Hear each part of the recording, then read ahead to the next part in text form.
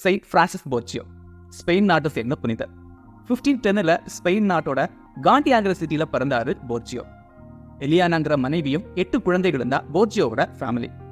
Spain நாட்டோட ஒரு பகுதியான கேட்டலினாங்கிற ரீஜனுக்கு வைஸ்ராயாவும் இருந்தாரு போர்ஜியோ. போர்ஜியோ வைஸ்ராயா இருக்கிறப்போ ஸ்பெயின் நாட்டோட இளவரசி இசபெல்லா திடீர்னு இறந்து போறாங்க.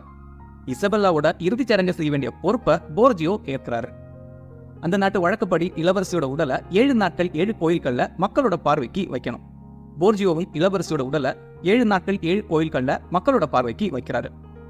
7 நாட்களுக்கு பிறகு அந்த பெட்டியை திறந்து பார்க்கிறப்போ இளவரசியோட உடல் ரொம்பவே சுருங்கி நாற்றமடிக்க ஆரம்பிச்சிருந்தது. இதை பார்த்த போர்ஜியோ, இவ்வளவு நாளா சுருங்கி நாற்றமடிக்கக்கூடிய உடல்களுக்கா நாம பணிவிடை செஞ்சோம் அப்படின்னு ரொம்பவே மன வருத்தம் அடைஞ்சாரு. இதுக்கு பிறகு கடவுளுக்கு மட்டும்தான் நான் பணிவிடை செய்வேன் அப்படின்னு முடிவெடுக்கிறாரு.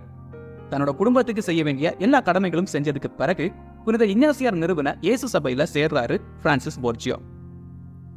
போர்ஜியோ இயேசு சபையில சேர்ந்ததுக்கு பிறகு இயேசு சபை தலைவர் போர்ஜியோவை சோதிக்கவும் அவரோட ஆன்மீக வாழ்க்கையை பத்தி தெரிஞ்சுக்கவும் எக்கச்சக்கமான தொந்தரவுகளை போர்ஜியோவுக்கு கொடுக்கிறாரு. ஆனா போர்ஜியோ இந்த தொந்தரவுகளை எல்லாம் சகிச்சு அமைதியான ஒரு தாழ்ச்சியான குருவா உருமாறுறாரு. எல்லா காலகட்டத்திலையும் அமைதியாகவும் அன்பாவும் இருக்கக்கூடிய போர்ஜியோவை பார்த்து இன்ஸ்பிரேஷன் ஆகி அந்த காலகட்டத்தில் எக்கச்சக்கமான இளைஞர்கள் இயேசு சபையில சேர்றாங்க. போர்ஜியோட எளிமையான வாழ்க்கையால இயேசு சபையோட 3வது தலைவரா போர்ஜியோ தேர்ந்தெடுக்கப்படுறாரு.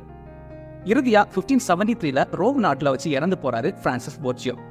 1624 திருத்தந்தை 8ஆம் போர்பன் முத்தி பேறு பெற்றோரா பிரான்சிஸ் போர்ஜியோவை அறிவிக்கிறாரு. 1670 10ஆம் கிளமெண்ட் திருத்தந்தை புனிதரா பிரான்சிஸ் போர்ஜியோவை அறிவிக்கிறாரு. போர்ச்சுகல் நாட்டோட பாதுகாவலராகவும் நிலநடுக்கத்தால பாதிக்கப்பட்ட மக்களோட பாதுகாவலராகவும் பிரான்சிஸ் போர்ஜியோ இருக்கிறதா நம்பப்படுது.